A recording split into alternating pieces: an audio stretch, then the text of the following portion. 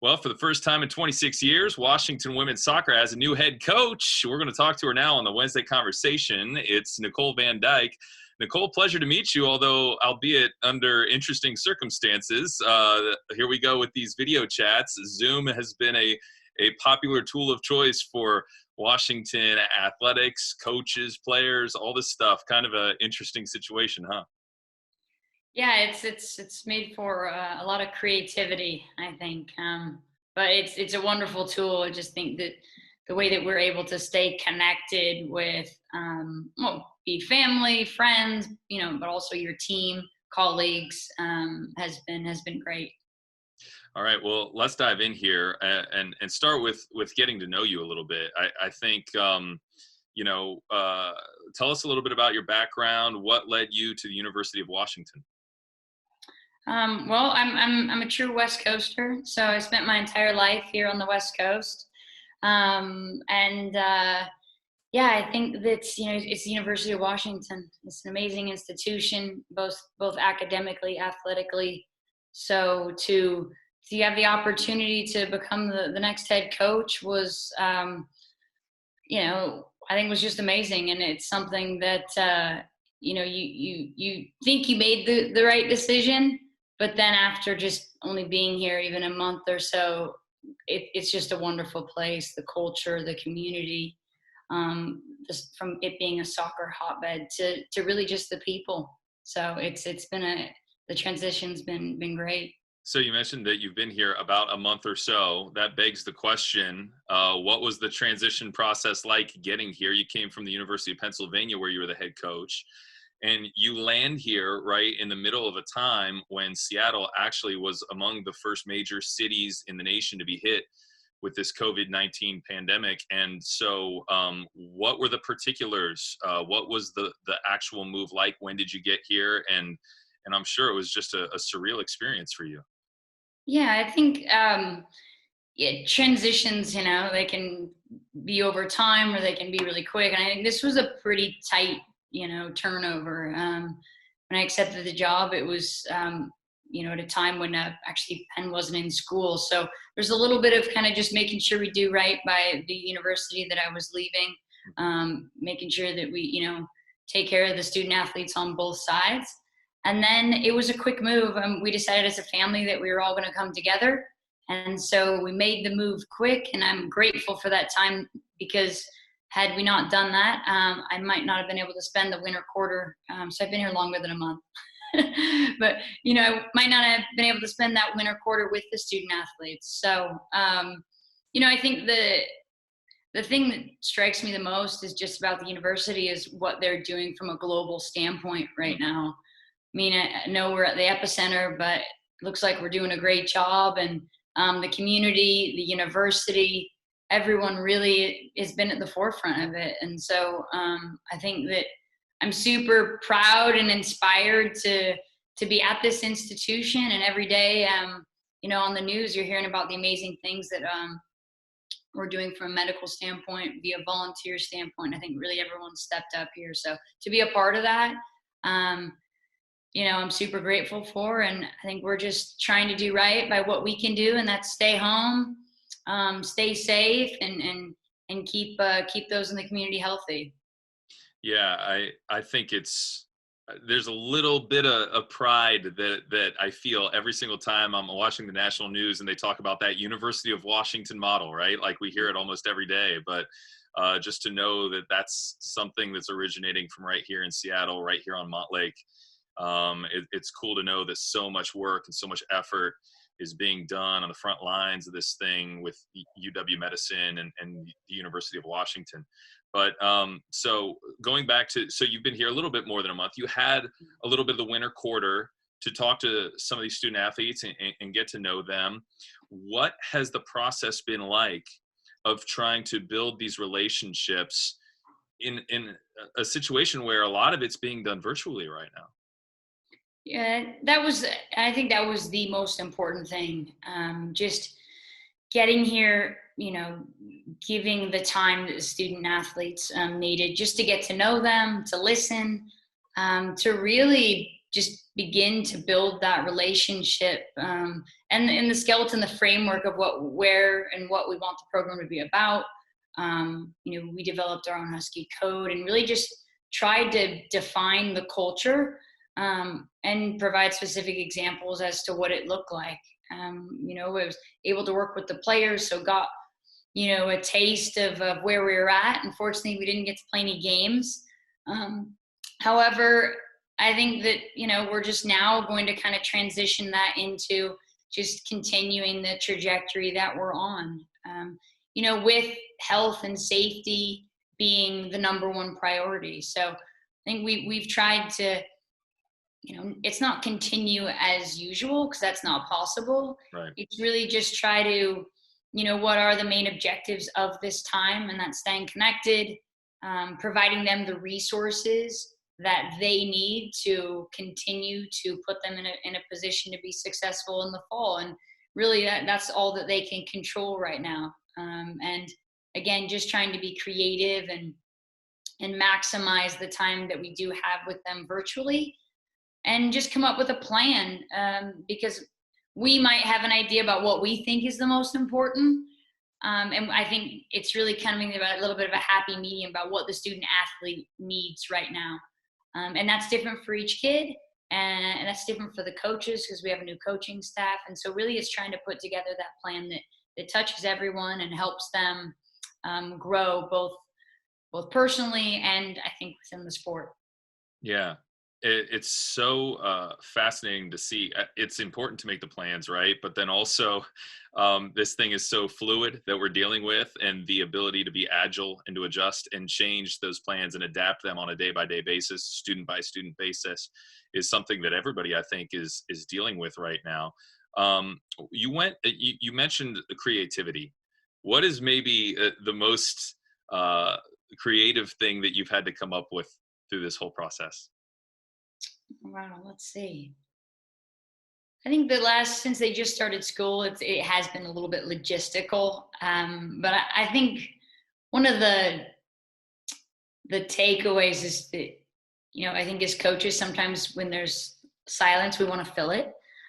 So it might not be creative, but I do think that when you give them the floor, and it's, you sometimes hear crickets, because it is hard to engage when people are on mute and things, that you try to ask questions that are a little bit more creative, a little bit more engaging, that are a little bit more interactive, and then you just allow the floor. And so sometimes that could take 10, 15 seconds. And so as coaches, sometimes you want to come in and you want to, fill it, and you want to make it interactive, but sometimes it's just the processing of the questions and allowing people the courage to hit the unmute button and then share. So I think those are just maybe some adaptations that we've had. I think the creative stuff is really just being okay, letting it be like an organic conversation that goes off in different directions, that maybe, like you said, was unplanned, but you walk away and you reflect and you say, you know what, that's the goal, that they connect and they continue to get to know the coaches. And so I think that's a really positive thing that does come from these virtual sessions. Yeah, I can tell you, as someone who's worked in radio for 20 years, silence makes me very uncomfortable. So it's normally a really bad thing. We're normally told that, like, you don't want that no matter what. So sometimes that silence can be powerful, though. You mentioned the Husky Code, and I know that culture building is a thing that sometimes people like to be really open with what their process is like. Sometimes people like to keep that behind closed doors. I'm curious, how did you build the Husky Code, and what's kind of gone into it? Was it a team process, or was it a staff process? And what is the Husky Code as far as Coach Van Dyke is concerned? Yeah, I think when we talk about culture, it's multifaceted. We talk a lot about the relationships. We talk about building belief. We talk about a growth mindset. And we also talk about owning your role and sharing values. And so those are all important, I think, when you're building culture. And I think that you continue to build on those. But the Husky Code is really just kind of the everyday, you use it to make choices, both in the community, in the classroom, in the locker room, on the field, etc. So it's really just, kind of like that foundation of those values of the program, and they're really my values. And I think what we try to do is really not just use them and throw them on the board and never talk about them. I think we try to live them and provide the specific examples as to what they look like in your everyday. It's power. Obviously, it's not spelled right. I know that, but it's P is for professionalism. The O is for ownership. The W, which I like to make quite big, right, because of the W, is the work ethic. The A is for attitude, and the R is for respect. And so it is multifaceted. We look at them from start to finish, and really just, again, try to provide the specific examples so that way they can see themselves having to make these choices. And ultimately, again, we want our players to make choices that are best for the team, that are of the highest character. And ultimately, I think again, you're not always going to make the right choice. However, again, it's just values that you can somewhat buy. I want to bring up, you've been at some really good academic institutions as well, coming from University of Penn. You spent some time at Stanford before. How much, and I believe actually some of your teams earlier in your career at Cal State Bakersfield won some awards for having a great team GPA. How does the academics component as a head coach, in your perspective, and that student athlete, right? Like, I mean, part student, part athlete. How big is that academics component, and how are you working with your student athletes on trying to excel in the classroom? Yeah, I think it's a great segue from the Husky Code and just our values and the culture that we want to build. I'm a firm believer that you can do both, and you can do both at a really high level. The academic component at the University of Washington is one of the pulls. You really come to this university because of, you can look at what it's doing right now in the world, and it offers a ton of different opportunities. And I believe that, when you make choices to sit in the front of the class, or you make choices to have a growth mindset if you're not succeeding in the classroom, about how you can get better.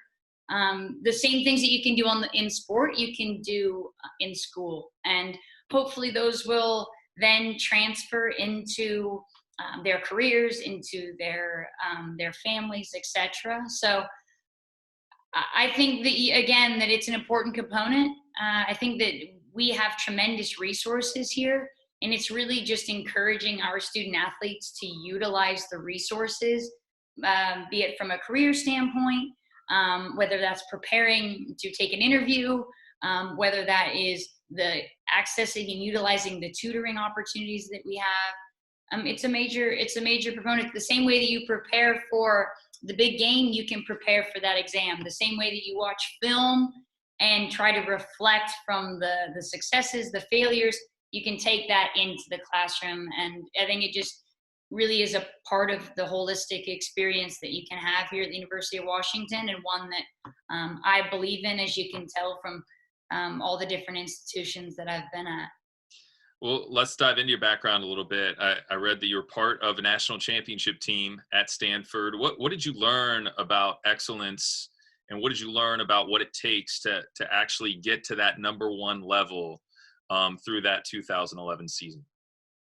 Yeah, I mean, at Stanford, it was an incredible opportunity, and to win a national championship was a bit surreal. I mean, you're one of 64 teams, and so to get there 3 times in the Final Four, yes, it was a lot of fun. But I think what you can reflect from those teams and from the people that were on them, and just how the trajectory of the seasons went, and maybe how you did the next season, there's so many learning points from it.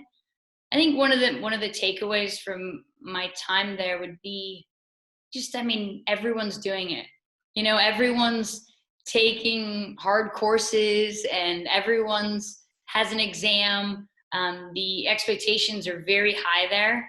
But at the same time, you could see someone like Andrew Luck riding, some bike that I have no idea where he purchased that, basically has flat tires just heading out to training.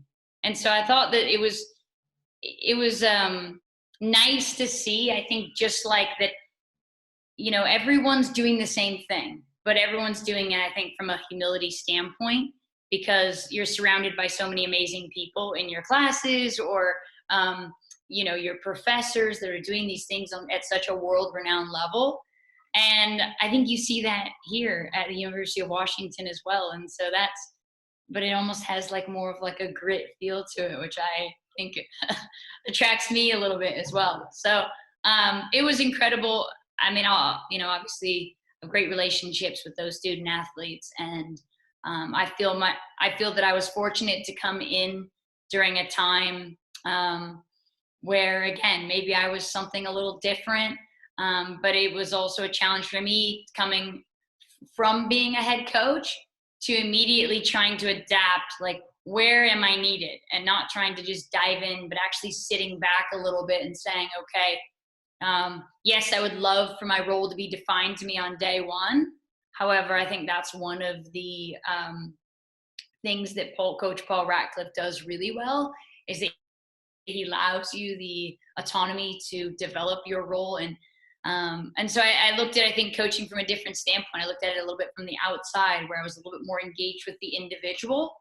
And I think that's probably where I continue to develop how to build better relationships with the student athletes. So, I hope to do the same thing here. To compete for a national championship, you have to make the NC2A tournament. So that's the objective. The kids had a taste of it last year, and so we hope to get back there this year and every year after that. You mentioned humility, you mentioned grit. Those are kind of two of the four pillars of what we've kind of talked about, what it means to be a Husky: grit, growth, service, humility. What is it about the grit part that appeals to you? Do you have a story about maybe your formational years where you learned and kind of had an affinity for that kind of grit that it takes to win? Yeah, I don't think I've shied away in my career from challenges. You might not feel comfortable while you're doing it, but I do think that I have a tremendous amount of work ethic, and I try to find a way, and I continue to persevere, and I'm passionate about what I do. But I do think that I've made challenging moves. Cal State Bakersfield, they just transitioned to Division I, and that was a challenge in itself. You're creating a schedule of 20 teams. You don't have a conference, but you're really trying to make that next take them to that next level. And then I think you start to kind of get it, what you think figured out as a head coach, and then your ambition, and you want to continue to move on and work with student athletes, and the opportunity at Stanford then, or prior to obviously Bakersfield, I was at Stanislaus, so the opportunity to come back to that. And then when you move to Bakersfield, you've gone from being a head coach for over, I think it was 9 maybe years, to a different role, a different student athlete. So I just feel that I've tried to learn along the way as much as I possibly can, surround myself by people that are always better than myself, and take away the things that you want to continue to build on your own coaching. I would say your own coaching kind of philosophy and how you develop that. And then obviously moving on to Penn, felt that I wanted to get back out. I wanted to run my own program again. I wanted to use everything that I had kind of learned and try new things. And I think being in the Ivy League and being at the University of Pennsylvania, it's in the city. It has a grit to it. So I feel like I've gone and I've chosen universities that have matched that. And yet still you're amazed when you get to a new place. And I think that's one of the things about the University of Washington, that I say like grit, but it comes from the most positive way and experience because of the people. Everyone here has been so open-minded, and just it's just so I don't know really how to articulate it, but I think just the ability for people to share and collaborate and be willing to be open about the successes and the vulnerability about how we can really create a student athlete experience that they find success. And I think that's why it's such an incredible institution, because of, again, the resources, the people, but we're continually putting the student athletes as the reason for why we do what we do. You mentioned developing your coaching philosophy a moment ago, and I assume what's gone into the Husky Code and that power acronym that you had discussed, that makes up a lot of your coaching philosophy. But how would you describe your coaching philosophy if you were asked that? I think part of coaching that I absolutely love is just the ability to challenge and help student athletes grow. And I think when student athletes come to your institution, you, as the coach, you somewhat take on their goals. And that could be to be the CEO of a company. It could be to play on the national team, be solely to, graduate from the University of Washington. And so I love the part of teaching and the part of developing that relationship and watching them challenge themselves, watching them fail, watching them work themselves back from it. And success is defined, whatever it might be, but I think just the enjoyment that they have when they've honed a skill or they've committed to the process, and to see them have the rewards of that. And sometimes you don't get the reward, the ultimate, success would be a national championship. However, I do think that when you give everything and you work towards something, regardless of the outcome or unknowing what the final, that final result will be, I think it can be really rewarding, and there can be a lot of joy in those moments. And so I hope to, create that student athlete experience to where they can use those tools and that enjoyment process into the next into that transition phase of that next phase of their life, and that they can look back on their college experience and have grown and reflected on the wins and losses, and ultimately just uber passionate about the jersey that they wore because of the people that they surrounded with during that process. Yeah, and one of the things that I love about sports so much is I just feel like everything that you do in trying to come together as a team and compete and win, everything is analogous and a metaphor for it's applicable somewhere in life, and just trying to have the best life that you possibly can. And you talk about having a memorable college experience. I don't think any of our student athletes are ever going to forget what it was like to be at the University of Washington during these times. How are you applying some of those lessons in sports to just helping kids through this time right now? Because I'm sure this is difficult on everybody. Yeah, and I think each kid's so different, and I think there's so many unknowns, as there are about us as humans. We have a lot of student athletes, a lot of women on this team that have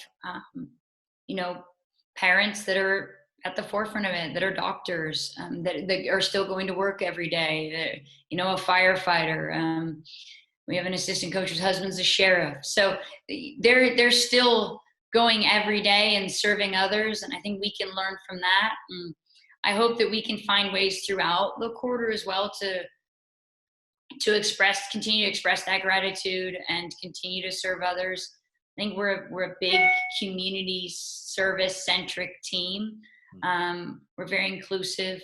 And I think that it's continuing to celebrate that within our team, celebrate that within the families that are, again, every day helping to keep us safe and healthy, while also figuring out, each kid and what they're going through individually with their families. I don't think that, there's a lot of rules about what you can and cannot do at this time.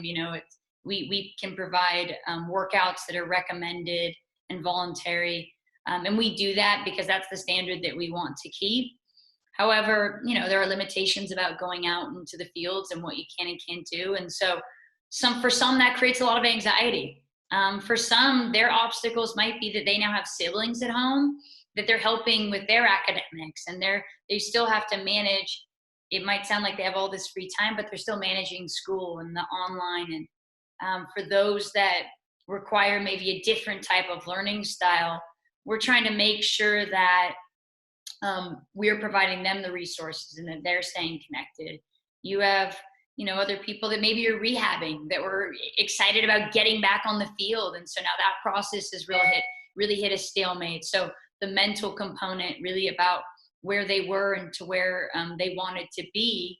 And now there's a little bit of gray area. So I think as a staff, we really try to include everybody, from all the academic resources, from our dietitians to our strength coach, to the assistant coaches, to the athletic trainers, to our sport administrator, and really just come together and see how we can really connect with everyone and make sure that we are touching everyone and that we are staying connected. And I think that as a new coach, there are challenges with that, but we have to just be grateful again for amazing technology, and that we're part of an institution that really cares about culture and puts student athletes at the forefront. Yeah, it's really interesting to me that I think some people are finding themselves with a little bit more free time than they've had in the past. But I think other people are finding, okay, so my responsibilities are the same, but now there's this extra legwork that I have to do in order to fulfill those responsibilities. And when you're trying to coach however many players are on your roster and give them a workout, I think when it's practice, okay, everybody goes to the field at this time, everybody's got the same 2 hours, and then we go home. Maybe one player has a set of weights at home, maybe another player doesn't, and so I'm sure there's a lot of creativity in just trying to probably personalize your recommendations for what each student athlete should be doing to try to get better during this time. Yeah, without a doubt. And for some, it's very limited.